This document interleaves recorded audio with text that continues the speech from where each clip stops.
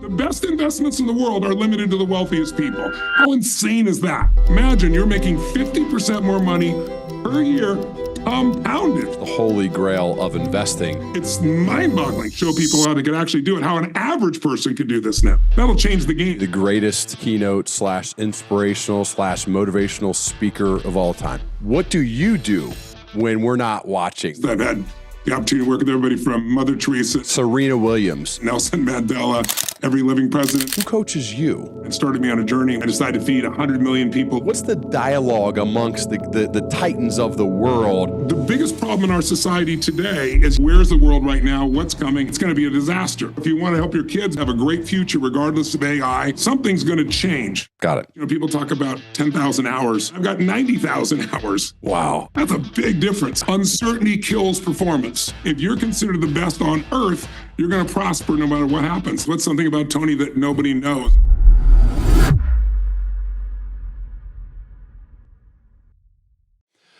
Tony, first, thanks for coming on the Learning Leader Show. It's great to have you, man. Thanks, Ryan. It's great to meet you. I'm curious, over the course of your life, you've gotten to work alongside some of the best leaders who have sustained excellence. And that's really what I study here and have for the past 9 years. I'm curious, what have you found to be some of the commonalities among leaders who sustain excellence over an extended period of time? I've been very privileged, to say the least. I've had the opportunity to work with everybody from Mother Teresa, Nelson Mandela, every living president except the current one. You know, some of the greatest leaders in entertainment, business, obviously in finance. Common denominators. I'd say that the number one thing is finding something that you care about more than yourself. They have some kind of mission or vision that gives them that energy. You and I both know when it comes to drive, there's push and there's pull motivation, right? Push, you're going to get exhausted eventually. Pull is something so compelling to you. It's more than you, that you were pulled to give more, to do more, to create more. I think second, I would think, I love people that are wickedly intelligent. I love wicked intelligence. However, I've met some wickedly intelligent people that can't fight their way out of a paper bag in a pragmatic way. So I would say that right up there with that sense of mission is that hunger. You know, the hunger to be more, to do more, to give more, to create more, a hunger that doesn't go away, not a hunger like I got a goal to achieve X, lose weight and get to the party type of thing. That hunger that's insatiable, whether you're talking about somebody like, Mark Benioff, at Salesforce, he doesn't do these things anymore, or somebody like Ray Dalio, who's still delivering after, 50 years almost in the investment business. Or you look at somebody, like Richard Branson, who's got as much passion and hunger, almost 70 years old as he did when he was 16, starting his first company in Virgin, that crypt. So I think hunger is the most beautiful thing. And then one more is they're willing to do the hard work. I mean, some people have a nice vision and they're hungry, but not hungry enough to do what's hard, and do it over and over again with repetition. I always say that, when you see someone who's the best in the world at something, people get rewarded in public for what they practice insanely in private. I'm fortunate enough to own a piece of several sports teams, and I've coached some of the teams, and one of them I've got a chance to work with and own a piece of is the Warriors. And so I've gotten to know, the players over the years, and Steph Curry is the greatest three-point shooter in history. But, people look at him and, you see him make a shot. He releases the ball for almost half court. He's chewing on his thing. He turns around. He doesn't even look. He knows it's going in. And people are like, oh, my God, that's magical. Well, it is, but they don't realize for his entire life, he shoots 500 shots a day, every single day, 7 days a week, 3,500 shots, no exceptions whatsoever. So give you an idea, that means he's doing, 14,000 shots a month, 168,000 shots a year. In his career in the NBA, which is a little more than 15 years, he's shot literally 2.52 million practice shots. So that he can make 3,000 shots, basically, that are three-pointers in the real games.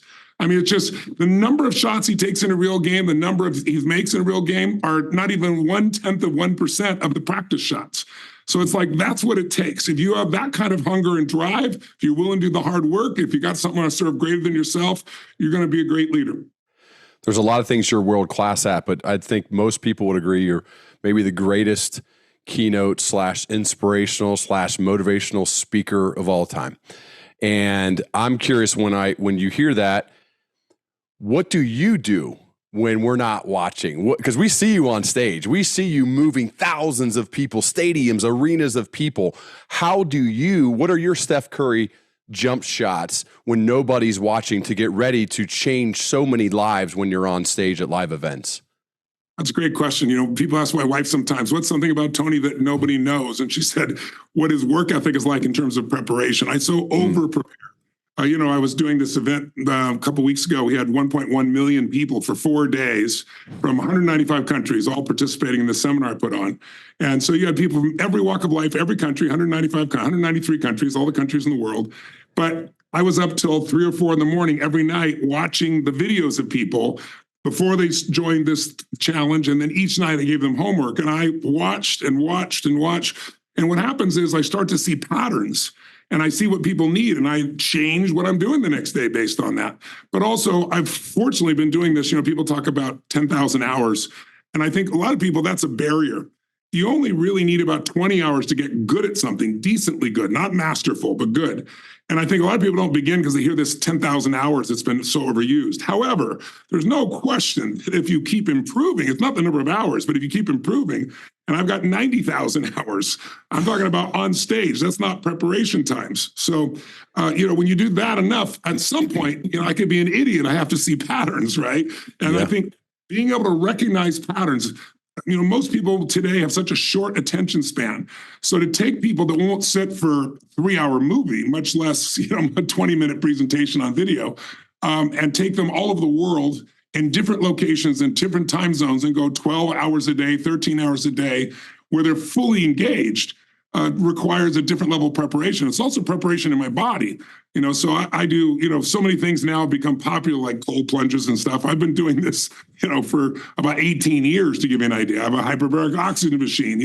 I reduce my oxygen for my intense workouts. So the amount I do physically to be able to get up there and maintain that energy for 12, 13 straight hours for 4 days or 6 days or 7 days in a row is another element of mine. And then it's constantly asking new questions, constantly learning. I think very much like you, Ryan, it's why I wanted to meet you. It's like you and I share this passion for understanding what's the difference that makes the difference in the quality of leadership or the quality of life.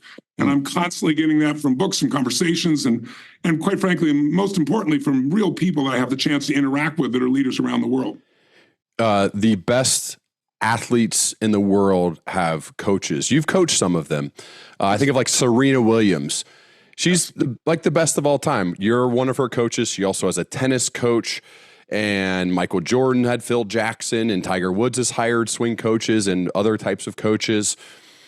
Presidents, Bill Clinton would call you the night, well, I'm going to get to that story in a second. But my point is saying is that the best of the best, they want to be coached. Peyton Manning talked about this all the time. He loved being coached in practice and games. He loved it. If your coach didn't coach you, he was upset.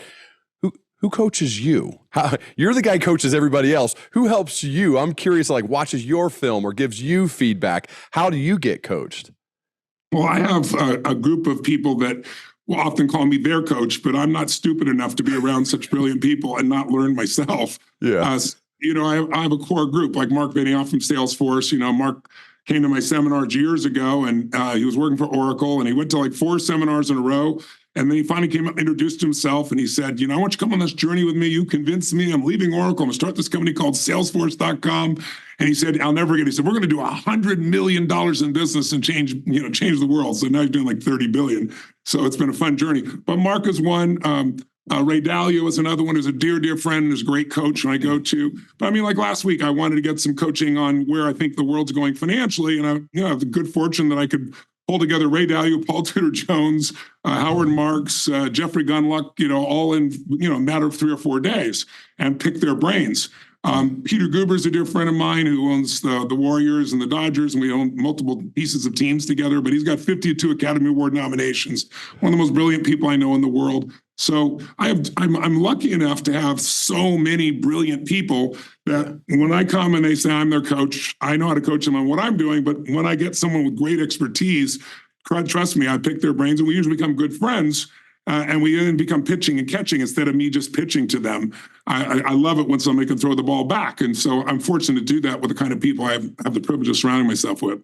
I'd be curious if you could take me inside like a retreat or an offsite where you're with whether some of those guys or other people where you're together in rooms, you're having dinners, you're probably doing some physical things together, maybe climbing mountains or stuff like that, hiking, whatever.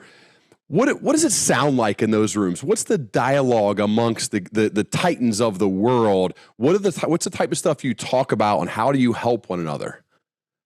Well, it depends on the context. So last week, when I was talking about, we had a group of leaders together and we went up to Whistler, Canada. In the mornings, we all skied and snowboarded and so forth. And then we came together for the second half of the day from noon to midnight or 1 a.m. It's the kind of, I do deep immersions. And we were digging every aspect of what's happening. We had Secretary of State Pompeo there. And so we're finding from all these brilliant minds, we had, I think, 8 self-made billionaires there, all talking about where's the world right now, what's coming, how do we adapt? Because, we have $212 trillion of unfunded liabilities when you count Medicare and Social Security, and there's no human way that can ever be paid back. And so now the interest rates are higher. The interest on that alone, if interest rates don't drop significantly, it's going to be a disaster. It's not that far in the future where 50% of all tax receipts would just be covering, to give you a perspective, the interest rate. If the interest rates stay where they are in that same short period of time, we get to where 100% of tax receipts would just be covering the debt, right? Just covering the interest on the debt. So that's not feasible. So something's going to change. And so that brings up a lot of emotion, as you might matter, because people love certainty and they have their lives the way they are and they want to continue those ways if they're successful. But you have to be able to adapt. And we're in the middle of a global change. Ray Dalio talks about this when he talks about the changing world order. There are these patterns that you can see. And by the way, that's what everything I do is about, patterns. If develop 3 skills, or if you want to help your kids be sure your grandkids have a great future, regardless of AI or robotics or nanotechnology, the answer is they've got to come learning machines. And the way you do that is, number 1, you master the skill of pattern recognition. Because when you start to recognize patterns, things are no longer chaos. They're no longer overwhelming to you. But what's more powerful is when you not only recognize them, but you get the second skill, you start to use those patterns. So you look at any great musician, any great business person, any great financial trader or investor, anyone's great at anything. They know exactly the way to move their body or their voice or the camera angle or their eyes to produce that maximum result every single time if they're the best in the world. But the very best make it to the third level, which is you start creating your own patterns. It's kind of like if you're learning to play music, you're playing the piano, initially you're probably going to be playing somebody else's music. You're learning a pattern and you learn how to use it. And then gradually you start to bring yourself through it. And I think that's really what I do in those environments is I really help people see what those patterns are. So there's some patterns in the economy. There's patterns in people's emotions. There's patterns in business. I mean, I'm fortunate enough now to have 114 companies. We're doing over $7.5 billion in business across all these different industries. And it's all because I never went to Harvard Business School or any business school. I got to work with the best entrepreneurs in the world and study their patterns, figure out what made them successful, and study the ones that made people make mistakes or have failures. And if you get enough of that, you develop principles that can guide you. And that's what happens in these situations. But we have private one-on-one conversations. We have group conversations where it's intimate like that, only 500 people. But then there's the, 10,000, 15,000. I just did 1.1 million people. And we're still having pretty intimate conversations because I'm using technology that I adapted because of what happened during COVID. And I've got, I built a 25,000 square foot studio with 20-foot high LED screens, 0.67 resolution, so I can see everything that's going on. And I went to the founder of Zoom, as a fan of mine, and said, listen, I need more than, 1,000 or 1,200. I need 50,000. I need 100,000. And so now we can bring you up on screen, full screen, interact with you. You're larger than life, 20 feet tall. And the interactivity is amazing. So we have people, we'll start, for example, here in Palm Beach, Florida at 10 in the morning, and it's midnight in Australia. And we got thousands of people going from midnight in Australia till 1 in the afternoon the next day, about 12 and a half, 13 hours for 4 days and nights. And I'm looking at them, I'm seeing them in their homes, and I can see the sun coming up and then going down by the end of the program. So those patterns really help us. But everything I do still requires a change in physiology. What I mean by that is information doesn't change your life. If I asked where you were on 9/11, I bet you remember vividly. Am I right? Oh, yeah. Yeah. Weight room at Miami University. Yep. You can remember the moment, what you saw, who was there. Mm-hmm. People all over the world, even non-Americans, can tell you that. Why? If I asked you where you were on, say, 8/11, you don't have a clue. No. And the reason is information without emotion is barely retained. But when there's strong emotion and information, it's retained. So we've been doing these studies with, during COVID, I was approached by the people at Stanford because two of their professors came to one of my programs, a 5-day program, and they were both clinically depressed and came out with no depression, no more use of the drugs, anything like that. They were blown away. They said, do you have any data on this? And I said, well, yeah, I got millions of clients. They said, no, but like scientific data. I said, no, but if you want to run a study, I'd love to support it. And they said, we'd love to do one on depression because, as you can imagine, during COVID, depression went wild, so did overdoses. Mm-hmm. And I said, okay, but what do the meta studies show? What are we banking against? What does traditional intervention look like? And he said, well, it's usually drugs and some therapy, verbal therapy. And he said that across the meta studies, 60% of the people make no improvement, which I had no clue. It's pretty horrific in my mind. 40% improve, but on average, they improve 50%, which means they're half as depressed as they were. Some people get well, most don't. Most stay on these SSRIs for a very long time. And we now proven a year ago, the meta studies show SSRIs don't even work, but we still sell millions of them every single day. It's crazy. So I said, well, I think we could beat that. I think you could beat that with a placebo. And he laughed and said, maybe. And I said, what's the best study you've ever done? Well, if we were banking against that, and they said 5 years ago at Johns Hopkins, they did a study where they took people for 30 days and gave them psilocybin, magic mushrooms, hallucinogenic, and cognitive therapy for a month. I said, well, after a month of that, you must have got some change in their brain. And he laughed. He goes, it was the most incredible change we've ever seen in psychiatry. 6 weeks after this 30 days of the drugs and the therapy, these individuals showed no symptoms whatsoever. 54% of them had no symptoms whatsoever. And he said, it was amazing. I said, well, why don't you use that as the benchmark? So they did. And we used no drugs, obviously. And it wasn't a month, it was 5 days. But it was reorganizing, which is what we do, the pattern of perception, the pattern of decision-making, the pattern of emotion, which affects everything in your life. And we don't tell people how to do that. We show them how to do it and how to rewire it in their nervous system so it's automatic. And the interesting thing is the results were so dramatic, they were afraid to be canceled. So they took the information, sent it blind to 3 other organizations, got the same results. The results were these. After 6 weeks of attending the 5-day, it's called Date with Destiny seminar, 100% of the people had no symptoms of depression whatsoever. Even better, 17% of the people who had suicidal ideation, which means they're constantly thinking of suicide, none had it. They did a follow-up 11 months later with no more intervention from me, no interaction from me with any of those clients. And they found that they not only were not depressed, but they had a 72% reduction in negative emotions and a 51% improvement in positive emotions. So they're now doing one on quiet quitting and corporate engagement. They just did a year-long program, the largest study of its type. And I haven't seen the final results, but I saw them at 6 months, and it was amazing. It took away 4 years of shutdowns, created a massive disturbance from engagement, which, as you probably know, engagement is directly tied to EBITDA or profit. The higher the engagement, the higher the profit of a company. And there's engaged, there's disengaged, and there's active disengaged. Disengaged would be like quiet quitting. And actively disengaged is like loud quitting, where people are still at the company but trying to destroy it. In the history of those studies, in those 4 years of COVID, we had the biggest drop in engagement in history. We had the largest increase in active disengagement in history. We, in 5 days, outstripped everything that happened from 4 years and then some, and it continued to grow for 6 months. And I'll get to see the 12-month mark, but from what I've heard third party, at least, it's gone extremely well. So there are ways to rewire people, and a lot of it has to do with the way in which you engage the nervous system. So it isn't just sitting and listening to somebody, that wouldn't do squat. But when you engage the nervous system, you change biochemistry while you're learning. That's that retention like you had for 9/11. Wow. Okay. Massive transformation that you make with people. That's obvious, proven, right? Studies are there. I want to go back to maybe a little bit more relatable time. You're 17 years old, rough upbringing. Most people, it's well known, but you meet Jim Rohn. And I love mentors, and I love the story because I'm so lucky to have some really amazing mentors and football coaches in my life that have changed my life. And I'm curious, Tony, when you think about that time in your life and the work ethic you developed and all the things that came about from that relationship, what did you learn from Jim, and how did he help you?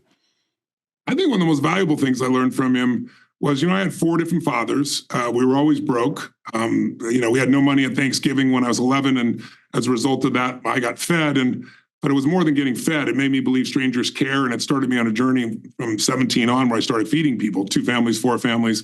Then I decided to feed 100 million people a year, 100 million meals a year. Anyway, in the United States, I said I'm going to provide 1 billion meals in 10 years. I did that in 8 years. I finished that last year. Now I'm doing a 100 billion meal piece. But what I really learned from that was I had so much pain and suffering. I wanted to understand why my fathers were always broke or losing their jobs, because they were good people. I mean, from my perspective, as son to all 4 of them, they're good human beings.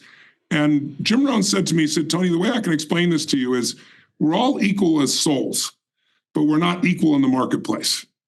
And I said, what does that mean? And he said, well, think about this, because I was complaining about the fact that, a school teacher only made, I think back then it was like $40,000 a year when I was asking the question. And some, hedge fund guy made $1 billion that year, was pretty famous. And he said, well, let's start with McDonald's. He said, people complain about McDonald's and minimum wage. He goes, it's not designed to be a long-term job. It's an entry job. And the reason it's so cheap and it's minimum wage is because anyone can learn to do it. So there's not a lot of added value. In fact, now, as I'm sure you know, fast food is now starting to use robots already. Yep. They're going to replace it all. And so because anybody can do it, and the robots certainly can do it. And so now he said, now you look at your teachers, he goes, I'm respectful of teachers. I had some great teachers. He goes, but of all your teachers, I'm sure you had some really good ones, but what percentage were great? I said, I don't know, but I had 2 or 3 that were amazing. He goes, 2 or 3. And he goes, and how many people did they influence? I said, well, we had a class of 35 people, right? He said, so they picked a job also where they were not rewarded for performance. They wanted instead security. So they have a limited return because lots of people want security and most people are not willing to put themselves on the line. He said, the guy you're talking about, the hedge fund that you're so judgmental of, he said, people in those days were getting like a 6% return, right? And it wasn't like the recent years of 2 and 3 on bonds and things like that. And he said, he got 47% return for 3 years in a row. He said, Tony, those are people's pensions. That's their future. That's their children. That's their college funds. That's everything. He goes, he's worth it. So he said, what I want you to get from this is your job is to become more valuable. Your job is to find a way to do more for others than anybody else is doing. And I said, that's actually aligned with my own emotional view of life or spiritual view of life, which is that's what makes, for me, business spiritual. I always tell all the people in my company, this is a spiritual game. Our job is to do more for others than anybody else in the marketplace. If we do that over and over, year after year, eventually you'll build a brand. And when you build a brand, you will not have to worry about prosperous because people will get on their knees and reach behind to get a Coca-Cola from some other cola because that's the brand they want. If you're considered the best on earth, you're going to prosper no matter what happens. And so that idea of constantly adding value, he really brought to me. But he was a mentor. I had a mentor named John Grinder, who was the co-founder of neurolinguistic programming, NLP. I learned from him how to really make changes in minutes people would think would take months or years. He was a genius, how to use language to change the nervous system. And he was also, a former Green Beret and special forces guy and worked undercover. And he had a unique way of using his body to change the way he was thinking and feeling. And so I learned a lot from him. I developed my own style of it, but the principles of that were priceless for me. So throughout my life, I've had that. Then I have all the people I've told you about that, I start out being the coach too, but, I quickly start trying to learn from them as well. It's like, when I'm doing my financial books, as an example, or I did my Life Force Health book, I interviewed 150 of the greatest, doctors literally in the world, regenerative doctors, scientists, Nobel laureates, the best of the best. I don't go to the average guy to get answers. The average guy is a nice person, but they're not going to give you a breakthrough. Right? They're going to tell you what everybody else tells you. Same thing in finance. I went and interviewed 50 of the smartest financial people alive, all self-made billionaires, nobody from the Lucky Sperm Club, right? They all earned it from scratch and they all did it in different ways. And my job is find those patterns and then present it in a way where people can really get it. And I think that's a huge part of what we do is we're able to take complex issues and deliver them in a way that people can really use them. You brought up Grinder and NLP. Can you go a little bit deeper here? Because I think some have heard that, they know the acronym, but they don't maybe fully understand what that means. What's NLP? Well, it was a program. It's a study of how the nervous system can be affected by language, neurolinguistics. Yeah. And then programming, how you can kind of condition the nervous system, basically. And it was a study of some of the great therapists in the world, some of the best in family therapy. Ericksonian hypnosis was something that they studied. They looked for the patterns that were able to create changes in minutes instead of months or years or decades. And Grinder and Bandler are the two co-founders of it. In fact, Richard Bandler is coming to visit here. He's going to come speak for me at my home to a group of the biggest donors for us. I'm excited for people to see one of the co-founders. I didn't spend a lot of time developing with him. I was really working with Grinder, but it was just beautiful patterns, like learning how to eliminate a phobia that somebody could be in therapy for 7 years. And I learned how to get rid of it in 15 or 20 minutes. And I built my career in the beginning by challenging traditional psychiatrists and psychologists, getting on radio shows and saying, I don't care what your problem is. I don't care if you've had phobia for years. See me, I'll have it in 1 hour because I'm the one-stop therapist. And then I'd get all these calls and then, can you do this? Can you do this? Yes, yes, yes. And then my career really started. I was in Vancouver, British Columbia, Canada. And I was saying this, and this psychiatrist made my whole career because he got on the phone and on the radio and challenged me. He said, you're a liar. You're a charlatan. People like you shouldn't be allowed on the radio. And he's really harsh. And so I paused, and I was trying to be nice. And I said, sir, have you ever met me before? He goes, no. Have you ever met my clients? No. So you never met me, you never met my clients, and you're calling me a liar and a charlatan on national radio. I said, you're a scientist, aren't you? He said, of course, I'm a physician. I said, well, a scientist would never make an assumption, so you must be stating your hypothesis. And he paused and he goes, yeah. And I said, your hypothesis is I'm a liar and charlatan, but you have no evidence, so I suggest you come and prove it.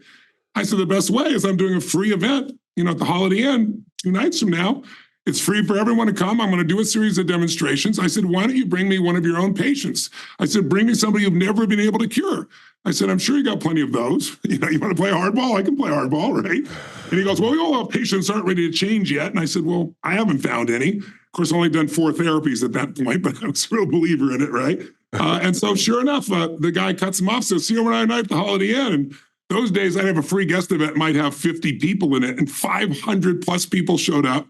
We had people standing along the walls. I mean, if the fire department came in, they'd shut us down in a heartbeat. And in those days, I introduced myself. And I don't know, Ryan, if you do what I do, but if you ever meet somebody on the phone for the first time, you haven't seen them yet, and you hear their voice and you make a picture of what they look like? Sure. So I'm picturing this guy going, okay, I'll be there. I'm picturing this huge guy with like a scared woman on his arm, Nobody matches that criteria. So I get up to introduce myself and I go, hi, I'm Tony Robbins. I'm here today to show you how I can make changes in minutes. You thought were months or years.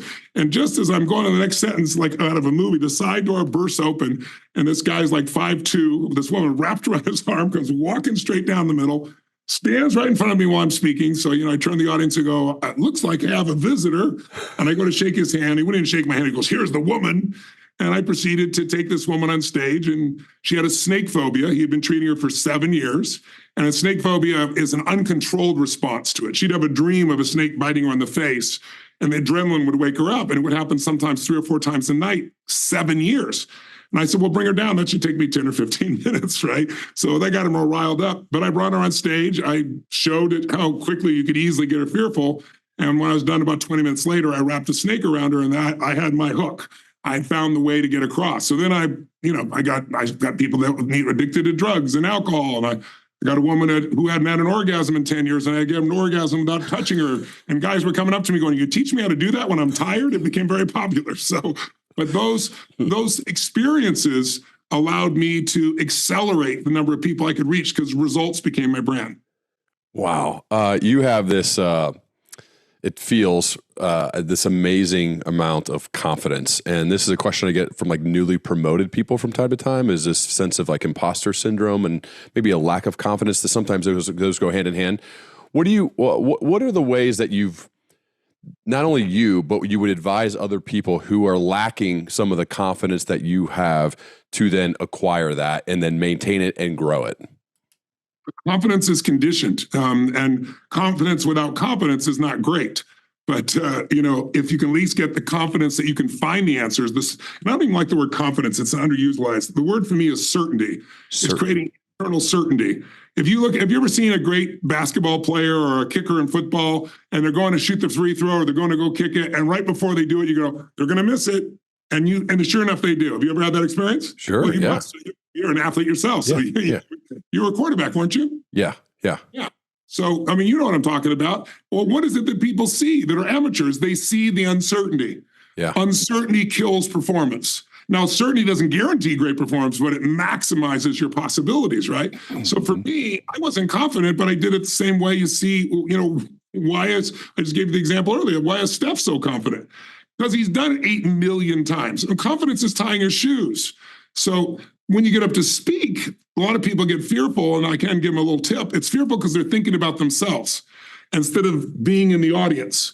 If you've done your job and you have enough things to talk about, I have an idea of what I'm going to talk about, but then I feel the audience and the whole thing changes.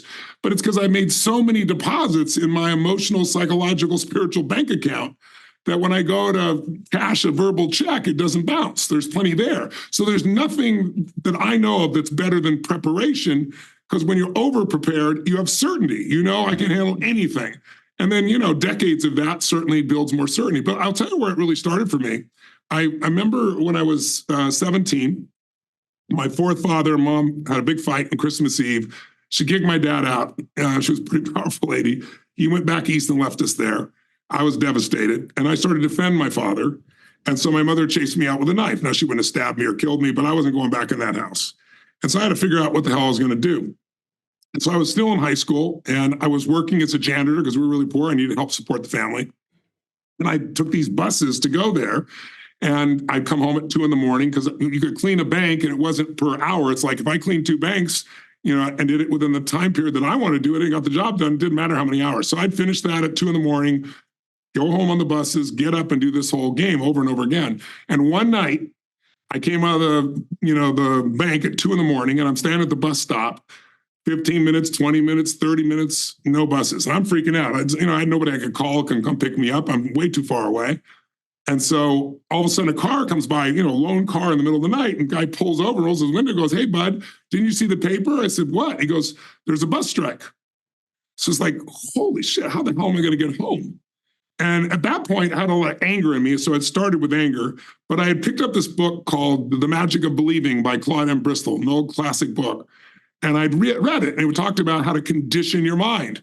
And you don't do it by affirmation. Affirmation is when you go, "I'm happy, I'm happy, I'm happy, I'm happy," and your brain goes, "BS, you're not happy," It's when you speak something with such authority and use your entire body with such certainty over and over again that literally you hypnotize yourself into finding this new reality, this new part of yourself. So I decided I was going to run home. This is 14 and a half miles. And I never run 3 miles. I was a little overweight. So, but it was pure. First, it was anger towards my mom. And then I got rid of that because you run out of that fuel real quick. Mm-hmm. And then I just like doing these simple incantations every day and every way. I'm getting stronger and stronger. Every day and every way I'm getting stronger. Every day and every way. And I emphasize a different word. And then I go, every day I'm happier and happier. I did that the entire way. Ran the longest I ever run in my entire life. But what really came out of it was this conditioning in me of absolutely nothing will stop me. And to this day, I'll be 64 in a few weeks. That part of me is so vibrantly alive. Whenever I need it, it's there. So it's a conditioning process. I did the same thing around economics. I grew up dead poor. I didn't want my children to have to go where we had no food. It's the reason I provide 100 million meals a year. I've done that now for 10 years. So how did I change myself? I created these incantations. God's wealth is circulating in my life. His wealth flows to me with avalanches of abundance. All my needs, desires, and goals are met instantaneously by infinite intelligence, for I'm one with God, and God is everything. And with every word, I see it. So I'd say avalanches of abundance, say avalanches of love and respect and connection and growth and economic well-being. And I would do that for hours in my car driving my little Volkswagen. And what happens is your brain literally becomes certain. It's just like any muscle. The more you use a muscle, the stronger it gets. You don't use it, you lose it. And most people, if they've never done something before, they get stopped by what I call the tyranny of how. It's like, but I've never done it. Yeah, I'm going to do this. Oh, but I've never done it. Oh, they don't have certainty. What I've learned is, I don't need to know how. I need to know what and why. If I know what I want and why I want it and why it's important enough and it's something more than just me, then I just step into it and I'll find it. And I've done it enough times now that I have that kind of internal certainty. But it's a habit, just like the habit of shooting the ball. You got to do it before it's needed, not suddenly try to get that confidence when everything's on the line. One of the things that I love that's been a through point of this entire conversation, Tony, is that when you want to learn about something, you don't screw around. You go to the best of the best in the world. And so the third book in this trilogy, when it comes to money and finance, the holy grail of investing, again, this is what you do. You go to the best of the best and ask them questions. And so I'm curious to learn more about this phrase. I believe it was from Ray Dalio, right? He actually coined and named the title of this book, maybe inadvertently. But what is it that you said, okay, this actually needs to become a trilogy, and this is going to be the third and final book when it comes to money, investing, and the holy grail investing is the title you chose? Well, actually, I hadn't written a book in 20 years back when 2008 happened. Yep. I just don't like writing books because, when I'm speaking, it's live, it's now, you can change it. And it's like sitting by yourself and writing books. And most people don't read, unfortunately. But when 2008 happened and we went through the world financial crisis, and I had, my billionaire friends were stressed out and my barber was. It didn't matter who you were. Everybody was affected by it then because the government didn't give you money like they did during this last round we had with COVID. So at that time, I finally, after 2 years when nothing happened, we punished the people that almost destroyed the financial system by giving them more of our money.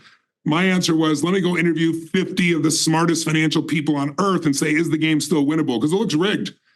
And it is in some ways, but it's still totally winnable if you know what you're doing. And I figured I can go from the best to the best. Well, that grew. And then a few years later, I realized I've given people all these answers. It was a 700-page, 650-page book. My billionaire friends loved it. It was #1 New York Times bestseller. It's still the best-selling financial book of this century, the last 24 years.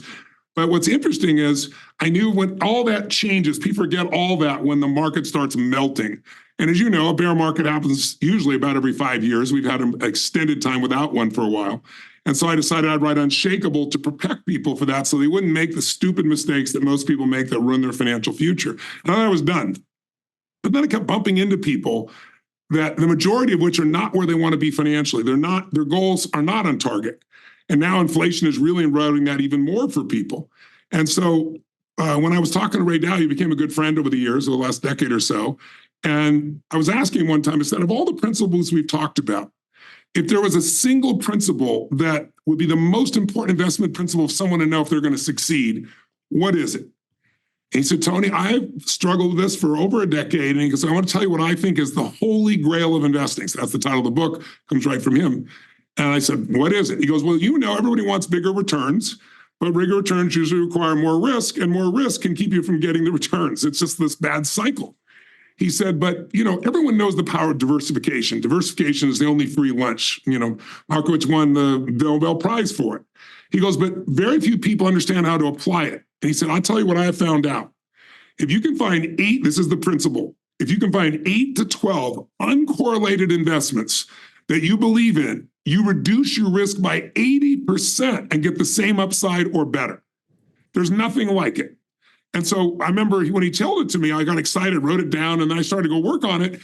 And, you'll find it's not easy to get things that are not correlated. The obvious ones you'd say aren't correlated are stocks and bonds, right? If stocks are designed, they're going to go up. Bonds are going to be safety when they go down.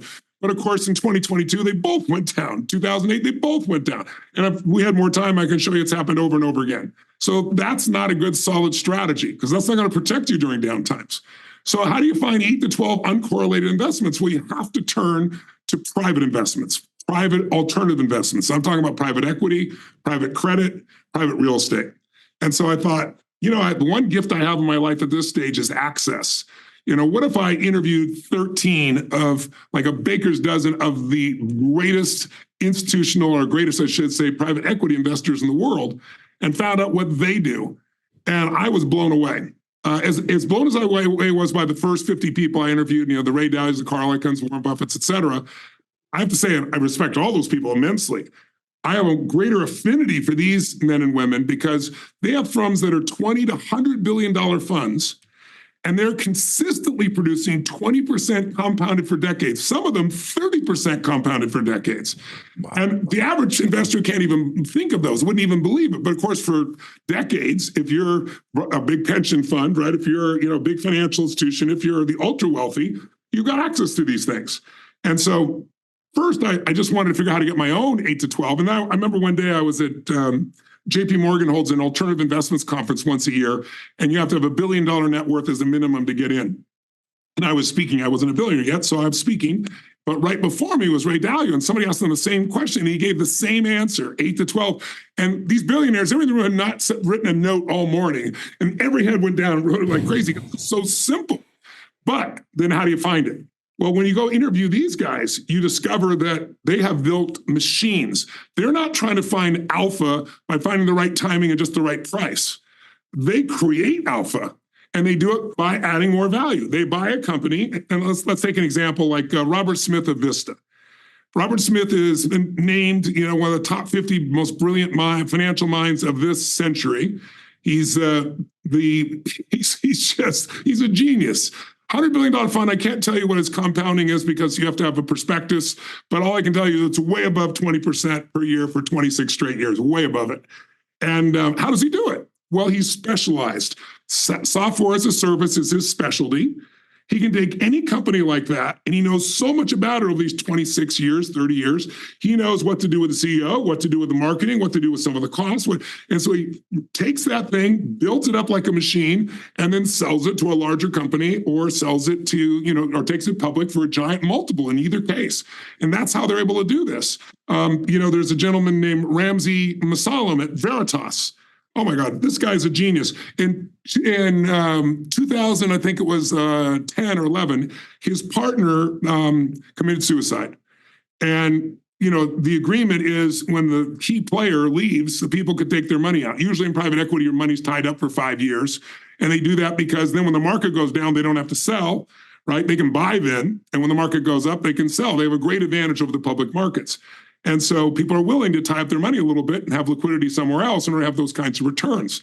Well, sure enough, you look at what he did. He went around and met every investor, so no one left their money out. And he grew from less than $2 billion to $45 billion in the last 10 years. Again, returns way above 20%.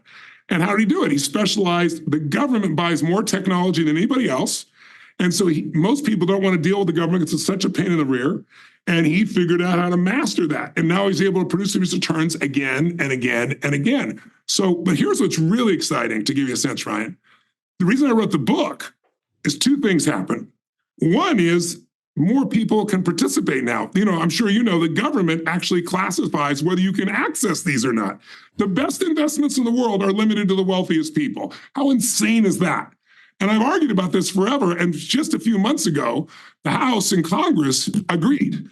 And they came up with a new law. And it was bipartisan. It's pretty amazing. In fact, I think only 50 votes against it, like 380 plus votes. And it was to say this: you could have inherited your money. That doesn't mean you're a sophisticated investor, or you might be a good business person, but that doesn't make you a great investor. Why should someone have to have that amount of money, $1 million minimum if you're going to be, a accredited investor, or 200, not counting your house, or 200,000 income, or 300,000 for a couple is the standard right now. And they said, we think you should be able to take a test so you understand what you're getting into. And if you pass the test, you should be an accredited investor. So they passed that law. Senate has now picked it up. In the next 90 days, they think that'll pass bipartisan as well.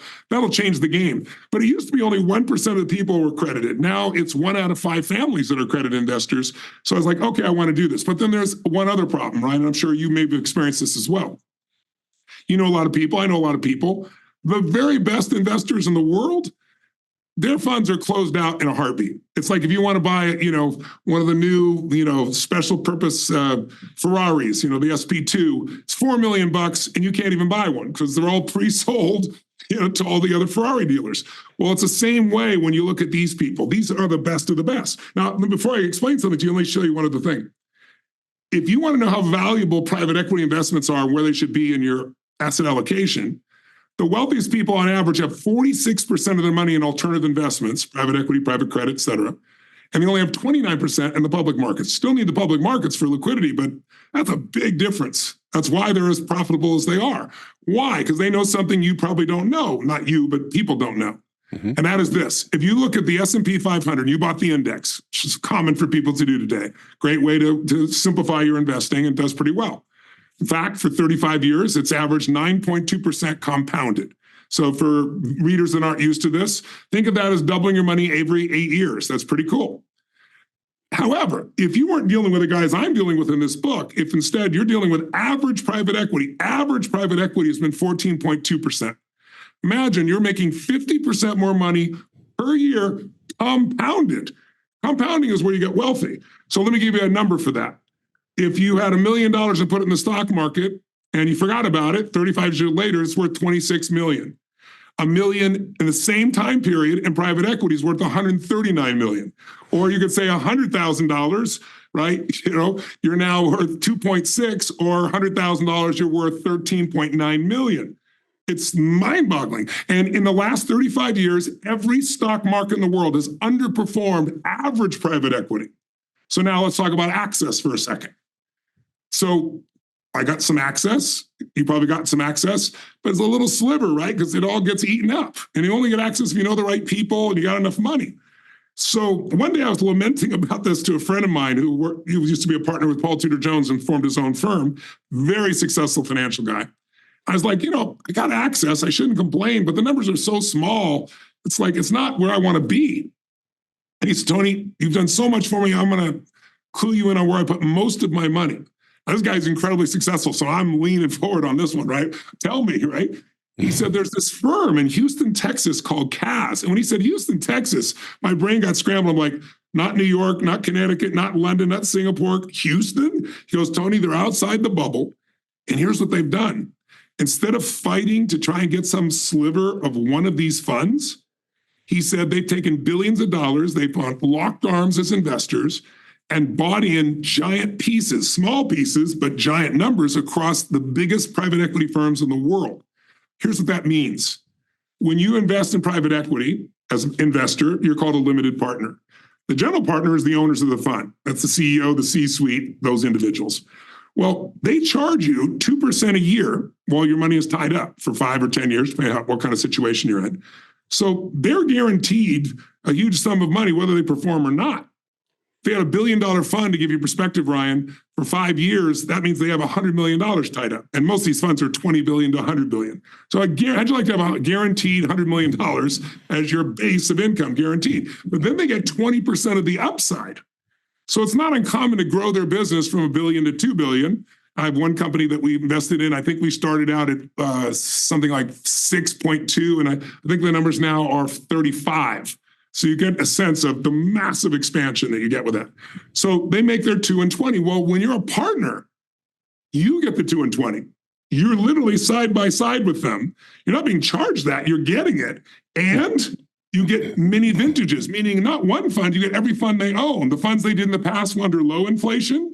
The funds they're doing now under high inflation. The future funds they're going to do. So you get diversification across time. And if the fund ever gets sold, by the way, when they go from 1 to 2, their cost doesn't go through the roof. It's a small cost change, right?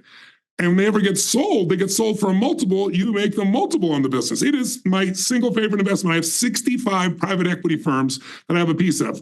The Vistas, the Veritases, the Starwoods, the NCAPs, the biggest ones in the world. So this is the kind of thing that's available now. And that's why I wrote this book, to show people how they can actually do it, how an average person could do this now. Wow. So the regular person, anybody can do this now. That's correct. Got it. Love it. Man, I know we got to run, Tony, but I got one more before we take off.